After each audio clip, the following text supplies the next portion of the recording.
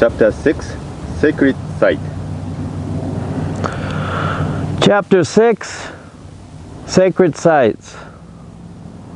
Again, we want to ask permission of all the sacred sites in this region and around the world to be able to bring the transmission directly to the people of the world. So on behalf of these sacred sites, on behalf of the wisdom and knowledge of the ancestors, all the teachers that came before, in my own personal experience and the experiences of many others that we've shared in along this journey, I've traveled around the world, as many of you have traveled around the world. In these sacred sites are places that the ancestors, indigenous people, have lived since time eternal, from the beginning of time of humanity. And they say even that essence of their spirit had resided here prior to human existence. Part of that spiritual property was in the place of origin from the time of Pangea, the time of when this continent, the earth, was all one continent. Now we see the continent divided and separated through the earth changes, but a lot of these sites are still above water, the oceans, and now many of these sacred sites are being discovered in the ocean. You're seeing it all over the news and the transmissions coming to you in many different forms. And these sites were interconnected. The indigenous people that had worked around the world had a type of communication. When we were talking about the ancient technology, the communication that they knew how to commune and work together from these power points or these sacred sites. And again, they call vortex today. So these were places that were connected to the heavens. These sites were created in harmony and balance with the alignments and the stars, planetary alignments, and they would be utilized at different times of the year, enhancing those energies, being able to access certain properties of the mind, body, spirit, earth, air, fire, water, the elementals, the spiritual worlds, and these different cycles of time throughout the year and through actually the cycles of creation.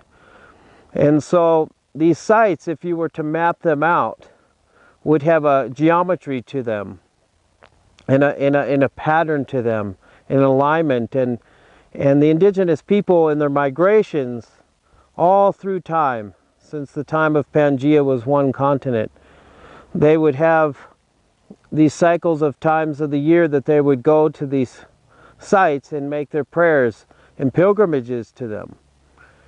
And most of the time it would be done on the spring or summer, fall, equinox and solstice times. And you would find those quadrants, some of the most powerful times throughout the seasons, to go pray, to connect to the inner planetary energies, the ethers and cosmic energies. And there would be great gatherings that the indigenous people would hold all throughout the Americas, North, Central, South America, and around the world, to give thanks for this creation, to give thanks for the harvest, to give thanks for their life, their families, and to make this interrelationship with the natural world. And they would hold these ceremonies, could be up to 4 days and 4 nights. They would be fasting, some of them, praying. They would have their visionaries and dreamers come, and they would watch the sun and they'd watch the moon and the alignments and be able to tell what was to come. And they would write. A lot of times they would write on the walls and in the caves, the visions, the dreams. And we see those remnants today. We see the remnants of the sacred sites or the old villages that we go visit now, or many people take tours to. And they're still there. Some of the ruins are still there. some of the messages are still there at the sacred sites. And these sites would hold the information and the data inside of the rock formations or the clay formations. And that was there for the next that would travel there or migrate. And they were like the maps and the roadways in directions what had happened or what was going on, and potentially prophesized what was to come. And a lot of these traditions and indigenous people all throughout the Americas and around the world left these messages and prophecies at these sacred sites for the future generations, which now we see, and now we're being able to interpret both scientifically and through the indigenous ways, spiritual, material understandings. And with these sites there is those double layers of the spiritual material.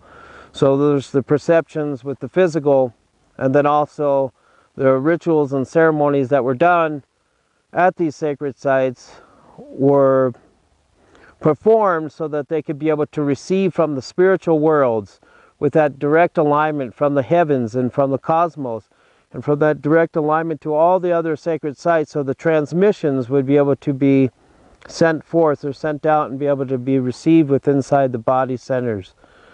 And you would find this happening more and more in this time right now, that people are reconnecting.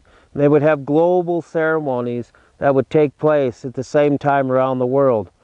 And this is what we're moving towards now in this time, is to have global ceremonies at these sacred sites, and to work towards reclaiming the sacred sites and to bring back the education and the wisdom and knowledge how to work with these sacred sites, how to become in tune and get into that meditative still place so that we can receive and perceive the information of our ancestors and of the present beings, spiritual material this time, and potentially for the future, which is in the now moment, building the future for our future generations, which would be our children.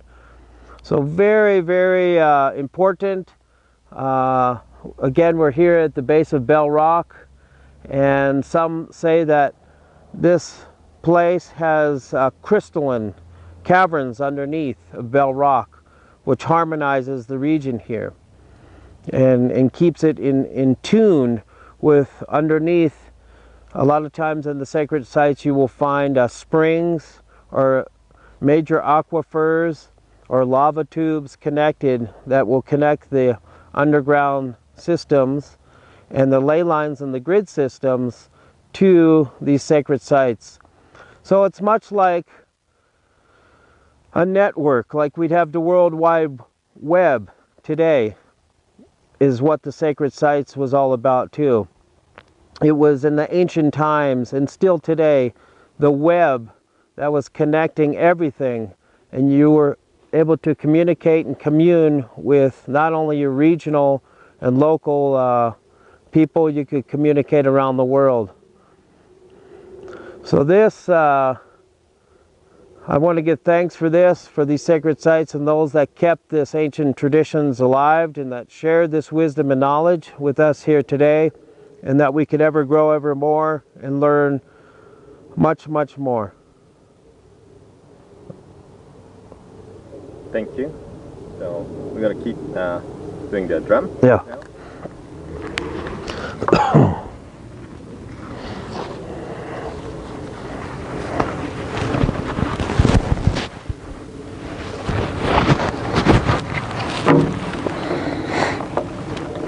Starting drum.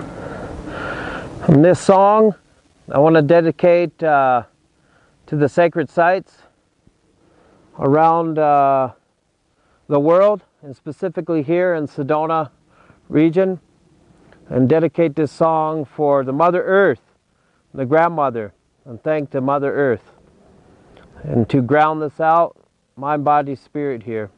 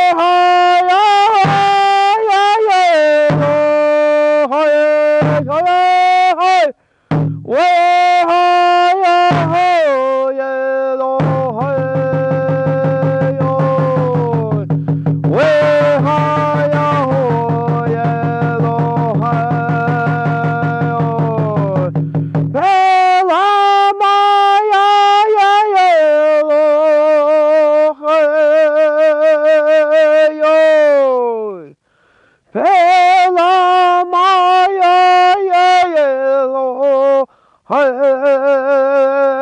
yo, Pela Maya Yelo Hey